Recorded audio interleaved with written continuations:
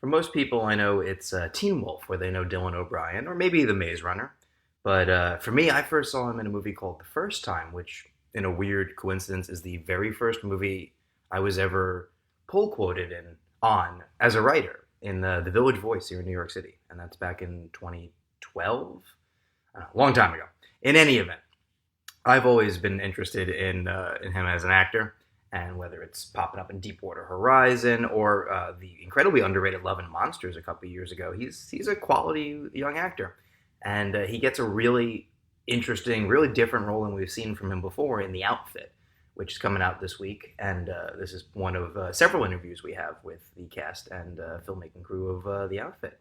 So he co-stars with Zoe Deutsch, look for our interview soon, Mark Rylance, Johnny Flynn, and others under the direction of Oscar-winning writer Graham Moore. So it's a real great team they have here, and we had a great chat because turns out we're both Met fans. We were on Zoom.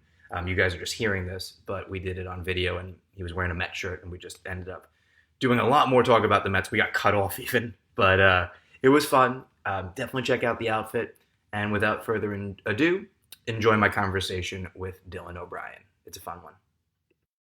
Awesome. Hey man, how are you? Hey, how's it going? I'm doing all right. Right on. Nice. I've actually been interested in talking to you for a while because one of your very first movies was the first movie I ever got a quote on. It was for the first time. No way. Yeah, there was an ad in the Village Voice that I was like, they quoted me in, and I remember having No way. to find a copy. And like, I grew up in New York, so like I know they exist, but I'd never actually gotten one. I was like, That's so cool. yeah, it was fun. You And still then, have it? yeah, I have it somewhere. It was like an instant teen classic or something. It was like, an old black and white, like in their Nice. section. It was pretty cool. That's so cool, man. Yeah. And then I also really liked Love and Monsters a couple years ago. So that was a fun, like, Oh, thanks, dude. I love it so much. I love hearing that. That's so cool. it must have been fun also for you to just like, it was one of the last things I feel like people saw. Cause when I got the Oscar nomination, I was like, oh shit, I missed that one. And everyone goes, wait, no, it's good. Like, it's really good. Yeah, it kind of really snuck out there. So it was just cool to see to see like people like for it to be so embraced, was really awesome because I don't know, it was just something that from the first second I like read that script, I just was like so in love with it and just making it was so special. And when something's like that, you really want it to just like come out in the way that you always like dreamed and for it to be like received in a nice way, so yeah, that was a super special one. So it was cool to see like people kind of find it. Yeah. Because I imagine when you're reading a script, you kind of imagine like how it's going to go. You're like, well, I hope I get the movie, or if I'm already, in, Right. it could, I'm sure you read something, okay, this is going to be smaller, but I care about it. Or like, Right.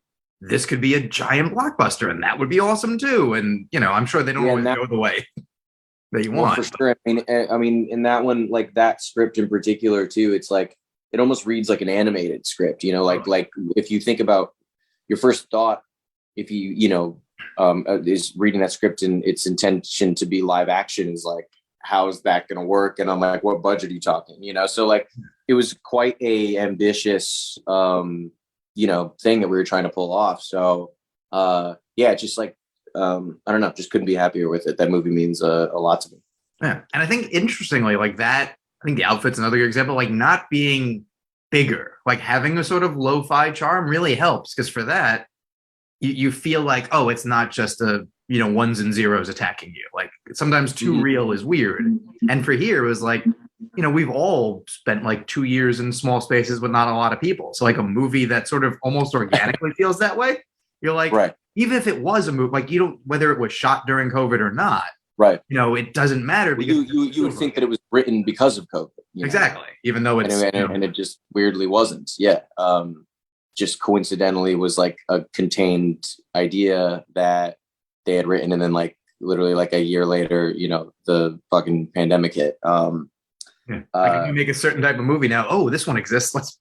Can we do this one? I want to work. Yeah, I know, right. And for that to be also like, for it to not, because I think probably a lot of things came out of when we went into quarantine. A lot of ideas went into, people started writing like, oh, how do we make like smaller things? How do we make things that are, and a lot of the times that can be really hard to then come up with something promising when you're sort of like compromising the, you know, because all your priorities to make it smaller, to make it whatever, you know, make it about the pandemic or whatever. But this one just organically was what it was, and the containment of the piece was sort of fully just meant to serve the piece and not like any kind of priority outside of that. Yeah, and especially because as an actor, you know, you'll naturally, I'm sure, ask questions or like just want to know more. And if it didn't feel natural, you go, well, why aren't we following him outside? Or why isn't he going here? Like, you know, my instincts are telling me this. I'm like, I trust you, Graham. You have an Oscar. Like, you know what you're doing. But like, it helps that it makes sense. They're like, no, this all would happen this way. Like if they made the movie 10 years ago, it would probably be a very similar movie. Yes, it's very cool to have it, you know, stay within that space and, you know, sort of surround this like pretty much like one night of, you know, of everything outside of what's going on outside of the tailor shop, culminating to this like one night of action, you know. And just you get so much without seeing it. It's like you hear about what's going on, and that it fits. Don't need to see everything, you know. Yeah. And that's like one of my favorite things about movies. I mean, and you know, like it's the you know the medium is supposed to ultimately serve like, you know, telling a story visually, right? And but we don't always need to be told things. We don't always need to see things, you know. And yeah, it's really cool. Or even just like in the look of the character. Like I was talking to Zoe yesterday, and how cool it was that nobody looks like they're playing dress up. Like that's the worst thing that can happen in that movie, is like everyone just looks like it's a costume movie. But at the same time, like your character especially is kind of doing that because he wants to be seen as a guy, and it feels like I'm a Met fan, and like I'm going to Mets fantasy camp in November. I'm gonna look like I'm pretending to be a baseball player. And like that's kind of what the character looks like. He's pretending to be his dad, sort of. I can't believe you're going to fantasy camp. First of all, second of all, I saw that, so it popped into my mind. That and like, goddamn, no baseball, dude. Fuck Manfred. But yeah, that's a really good point. That's a really good point about the costume design. Because yeah, I mean, Richie's the flashiest of them all. You know, he's the one showing off the most, if anything, and he still doesn't even feel like he's in costume necessarily, you know.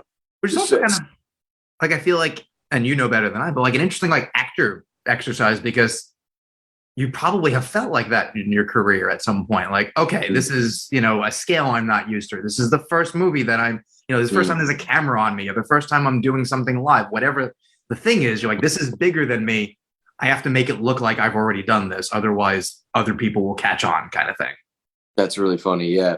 It's funny because, yeah, there is a lot to it that sort of like lends itself to, the heart of the character, who is ultimately at the end of the day, like you say, you know, covering up for a lot of his deficiencies, you know, that he knows that he isn't completely equipped, you know, and he would never say that out loud, you know, but there's ways that, you know, I remember, you know, because I lean quite shy, I would say, like as an actor, as a performer, and probably quite subtle, probably quite reserved, probably quite shy.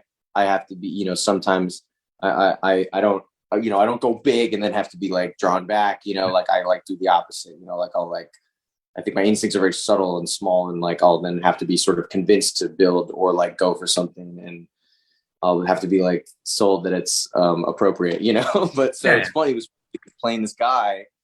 I was like, fuck, this guy's gonna be so flashy, and like I was like, am I gonna be able to pull that off, you know, in terms of his confidence and how he comes in and dominates the space and takes up the air, you know, and he's got such a mouth on him, and he sits where he wants, he throws his coat where he wants, you know, and those things are all like not necessarily like natural to who I am as a person, right? So I was like insecure about that at first, and then I was like, it's funny, you know, it's funny, I'll use that actually, because there's a piece of that really works. I actually think it's appropriate if you see this guy behaving this way, and you can see a little bit into like him not feeling entirely like that is performative.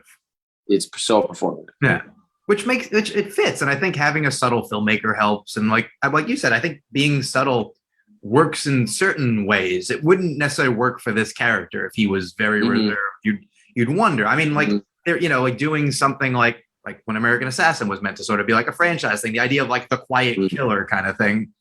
That makes more sense because you also have the opportunity to then, like, if that were to have gone further, build that out. Maybe he's not always that way. You can't start the opposite way. It's weird to start with like brash and then become quiet. Right. It'd be weird. Yeah. Very good. So just as we wrap up, I'm just curious, like, what is there something that you could choose? Like, if somebody let you pick a role, is there something that you wanted to play? Like, I always like seeing you opposite people I like. Like, I love that Zoe's in this. I love that you're in another thing with her coming up. Yeah. Is there a thing in your head that, like, if only someone would ask, like, I would do it for free, essentially? It doesn't have to be for free, though. That's a joke. Well, for me, that's probably driven by, like, if there's one thing that it can be driven by, I guess it would be like the filmmaker,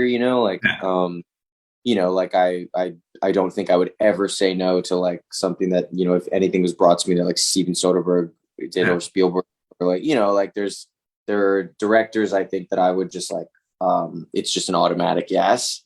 Everything else wise, I don't, it's not like I have like ideal roles that I want to play that I can just define with one like blanket statement, like, a baseball player or something. Though like, it wouldn't hurt. I'd love to do a baseball movie, absolutely, but it would have to be the right, it would have to be like a story that ultimately like I feel connected to and buy into, and like the character, and like it's an interesting sort of concoction of things that go into it, obviously, like I guess I'm always just driven by, I don't know. First of all, there's sort of a connectivity that you feel with something, and there's always like a moment. There's always a moment. I feel like I can always point to like the moment that if it's something that I've done, I can always look back and point to the moment that I knew I was going to do it. Whether it's something that I was auditioning for or not, a moment that you knew that like this, that you're in, like that, like you would kill for this, or like this, like makes sense to you. Yeah. So there's kind of that intangible thing. And then there's like things surrounding it. Like, again, like the filmmaker, the kind of, if it's something like different, that's like, enticing to you, that challenges you, that you haven't gotten to do yet, which is always like really important for me. Like, it's not exciting to the idea of doing something like the same thing all year or the same thing for a decade is not like, it just isn't exciting to me. It's not ideally like how I would like to approach my career, so as much as I can differentiate and dip my toe into different roles and different worlds and different genres, it's like that's what it's all about, so I don't know, it's all just that's a very roundabout way of explaining. It works. I dig it. But yeah, like, congratulations on this, because I like seeing you and stuff like this. And I mean, who knows? Maybe I'll be able to see you at a baseball game if this ever works out. This is the second year I've had season tickets, and the first was the pandemic. I think it's me. You got to be kidding me! Oh my! I think it might be me at this point. Yeah. Give your fucking tickets back. I know. I should just be like, stop, and they'll immediately come to a deal. But oh my fingers crossed. I know. Like, do you like? We have Scherzer. Do you even remember? Like, I just was telling someone that. We have a guy who's like 38 and great, and we're wasting a year of it. It's very Mets. It's very Mets. Dude, yeah, awesome. Great talking to you, Joey. My pleasure. Thank you.